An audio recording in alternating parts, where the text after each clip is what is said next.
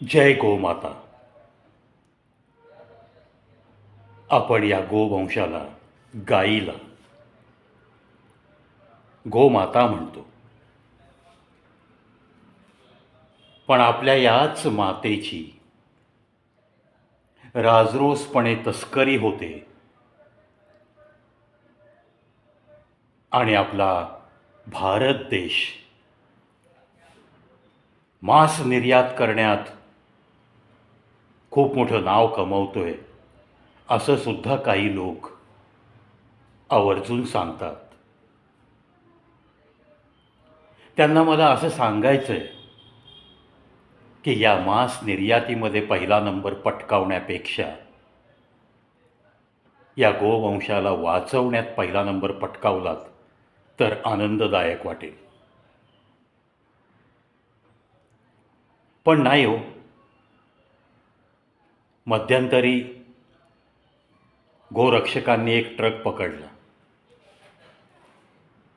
त्यामध्ये लपून छपून गोवंश नेला जात होता हे सिद्ध झालं आणि सापडलेली चारही माणसं हिंदू धर्मीय होती.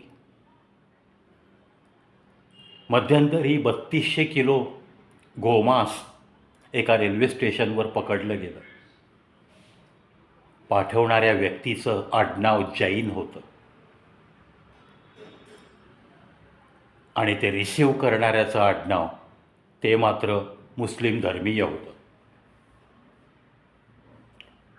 प्रश्न हा आहे की नक्की कोण कोण बरबटलेले आहेत या मांस निर्यातीच्या व्यापारामध्ये आणि कोणाकोणाची या गोवंशाच्या तस्करीला लपून छपून पडद्याच्या मागून फूस आहे, हा मात्र संशोधनाचा विषय ठरतोय.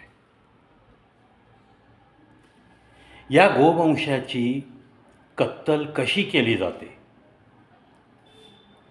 हे मला समजलेली हकीकत आज मी तुमच्या मनापर्यंत पोहोचवण्याचा प्रयत्न करेन. कमीत कमी हे ऐकल्यानंतर तरी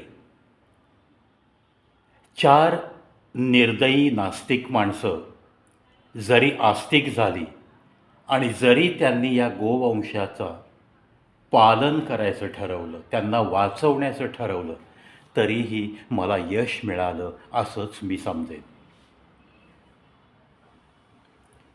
या गोवंशाचं मांस लाल भडक राहावं म्हणून गायींना जेव्हा कत्तलखान्यामध्ये नेलं जातं तेव्हा 7-8 दिवस उपाशी ठेवलं जातं. म्हणे त्या उपासाने तडफडतात तेव्हा ते मांस लाल होतं आणि त्याला किंमत जास्त मिळते. एवढ्यावरच थांबत नाहीत, कारण आजकालच्या मुलींना, बायकांना, मोठमोठ्या बॉलिवूड, टॉलिवूड इथे काम करणाऱ्या हिरोईन लोकांना त्यांच्या गळ्यामध्ये 5-5 लाखाच्या पर्सेस लागतात. त्याच्यासाठी कातडं वापरावं लागतं. पण हे कातडं या गोवंशाकडून कमावताना ते कडक होऊ नये याची दक्षता घेतली जाते. ती कशी घेतली जाते हे नुसतं ऐकाल तरी अंगावर काटे येतील, डोळ्यातनं आसवं वाहतील. जे माझ्या बाबतीत घडलं ते सांगतोय. जेव्हा मी हे ऐकलं तेव्हा माझी अवस्था अशी काय झाली होती. या गोवंशाला, या गायींना 7-8 दिवस उपाशी ठेवल्यानंतर त्यांना अमानुषपणे हातोड्यानी आणि दंडुक्यानी मारहाण केली जाते. त्या वेदनांनी तडफडतात. एवढ्यावरच हा माणूस थांबत नाही. पृथ्वी तलावरचा सर्वात अमानुष प्राणी जर कोण असं विचारलं तर माणूस असंच उत्तर द्यावं लागेल. इतका अमानुषपणा या गायींची कत्तल करताना केला जातो. या दंडुक्यानी, हातोड्यानी मारहाण झाल्यानंतर त्यांच्या अंगावर 200 डिग्री सेंटीग्रेडपेक्षाही जास्त तापमानाचं उकळतं पाणी ओतलं जातं. आणि त्यांचा प्राण गेलेला नसताना त्यांची कातडी सोलली जाते, कारण ती कातडी नरम राहिली पाहिजे हो. त्याच्याशिवाय लाखो रुपयांच्या पर्सेस बनणार नाहीत, हजारो रुपयांचे बूट नाही बनणार. हे झाल्यानंतर त्यांची कातडी सोलल्यानंतर त्यांच्या धमणीला सुरी फिरवली जाते. गळ्याजवळच्या धमणीवर सुरी फिरवली जाते, ती धमणी कापली जाते आणि त्यांचं ते ताजं रक्त गोळा केलं जातं. कातडी सोलण्याच्या आधी त्यांच्या शरीराला एक छिद्र पाडलं जातं. एक टोकदार सळई घेऊन ती हातोड्याने बडवून आणि त्याच्यातून त्यांच्या शरीरात हवा भरली जाते, जेणेकरून कातडं व्यवस्थित निघावं. त्या गोवंशाला, त्या गाईला कितीही यातना झाल्या तरी चालतील. धमणी तोडल्यानंतर, चाकूनी कापल्यानंतर ते ताजं रक्त, ते रक्तसुद्धा विकलं जातं. त्याच्यातून सुद्धा पैसा कमवला जातो. आणि मग हे सगळे प्रकार झाल्यानंतर तिची कत्तल करून तिचं मांस व्यवस्थितरित्या पॅक केलं जातं आणि मग निर्यातीसाठी तयार. मग डॉलर्समध्ये पैसा कमवण्यासाठी हे निर्यातदार तयार. अनेक देशामध्ये आपल्या भारतातून हे गोमांस निर्यात होतं असं मी ऐकतोय. इतक्या अमानुषपणे जर आपण जिला माता मानतो तिची हत्या होत असेल आणि ही वर्षानुवर्ष कत्तलखाने सुरू असतील, तर मग तुम्ही आम्ही नक्की माणूस म्हणून जगताना काय कार्य करू शकलो?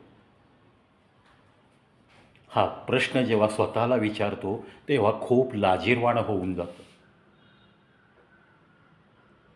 वास्तविक पाहता या गोमातेच्या गोमूत्रापासून सुद्धा औषधी बनवली जाते. तिच्या गोमयपासून दिवे बनवले जातात, अगरबत्ती बनवता येते. ती खरोखर कामधेनू आहे. ती बैलांना जन्म देते.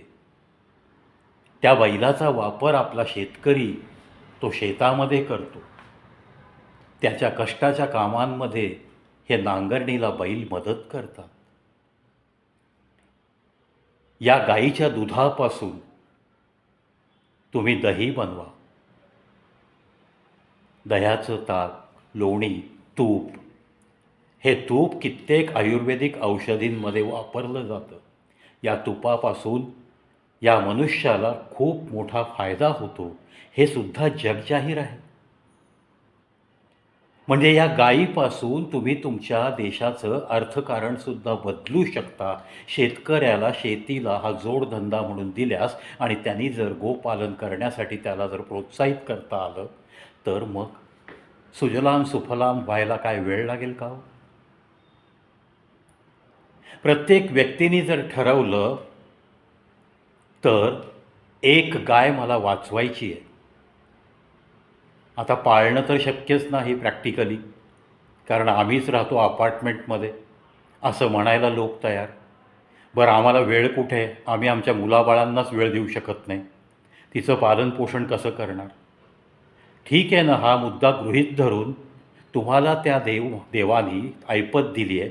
एखादी गाय जिथे पालन होतं त्या ठिकाणी दान तर देऊ शकतो. असंही वाचनात आलं आहे माझ्या की लोकमान्य टिळक एकदा म्हणाले होते, पाहिजे तर मला मारून टाका, पण गायीला हात लावू नका. बायबलचा, कुराणचा अभ्यास केलेल्या लोकांनी सांगितलं आहे, त्यांच्याशी चर्चा पण केली मी या विषयावर, की त्यांनी स्पष्टपणे सांगितलं आहे, कुठेही या दोन्ही ग्रंथांमध्ये गोमातेचा बळी घ्या असं कुठेही सांगितलेलं नाही आहे. या मांस निर्यातीच्या धंद्यामध्ये कोणत्या धर्माचे लोक अडकलेत याच्याशी मला देणं घेणं नाही आहे. जे अडकलेत ती मात्र पद्धत चुकीची आहे. मी तर पुढं जाऊन असंही आव्हान केलं होतं, 588 वगैरे आपली खासदारांची संख्या आहे. संसद भवनामध्ये निवडून आपण पाठवतो ते 588 उमेदवार खासदार म्हणून मिरवतात 5 वर्ष, सरकारकडून कलेलठ्ठ पगार भत्ते वगैरे सगळं मिळवतात. सरकारने जर या गोष्टीत लक्ष घालायचं ठरवलं तर मी तर एक चॅनलचा ओनर आणि एक भारतीय नागरिक संवेदनशील व्यक्ती म्हणून इतकंच सुचवेन की प्रत्येक खासदाराला 5 गायींचं पालन करणं बंधनकारक करा.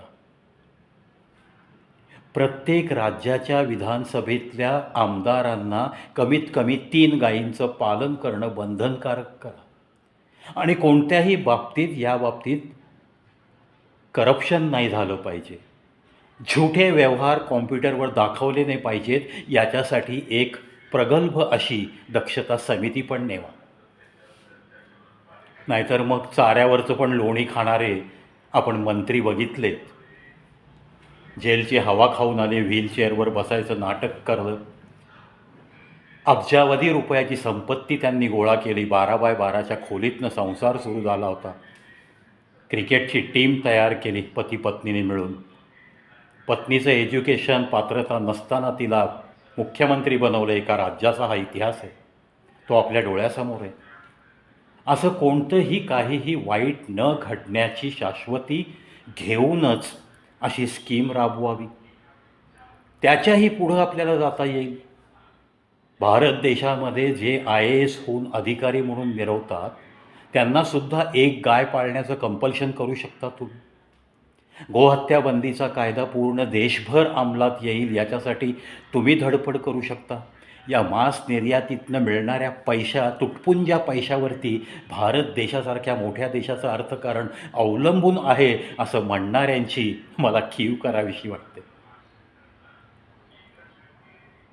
चला, या गोवंशाचं कशा पद्धतीने पालनपोषण व्यवस्थित होईल, त्यांचे जीव कसे वाचतील, कत्तलखान्यामध्ये होणारा हा अमानुष प्रकार, त्यांची कत्तल होण्याच्या आधी त्यांचे केले जाणारे हाल, हे सगळंच बंद करायचं असेल तर पूर्ण देशभर गोहत्याबंदी कायदा हा प्रकर्षाने सत्वर लागू होणं नितांत गरजेचं आहे. असंच मी त्या जय गोमाता म्हणताना विनंती करतोय सरकारला. आनंदाची बाब मी मुंबईत गेलो तेव्हा मला समजली ती अशी की वसईच्या एका गोठ्यामध्ये एक चमत्कार घडला.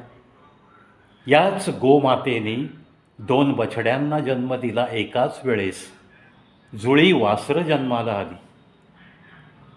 माणसाच्या बाबतीत जुळं होणं, तिळं होणं, फॉरेनमध्ये तर 5-5 टेस्ट ट्यूब बेबीजना जन्म देणं, ह्या सगळ्या गोष्टी आम्ही पाहिलेल्या आहेत, ऐकल्यात, टी व्हीवरती पाहिल्यात.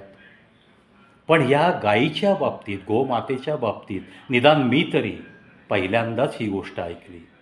आणि दोन्ही वासरं मस्त 14 दिवस झाले सुखरूप आहेत असंही समजतं.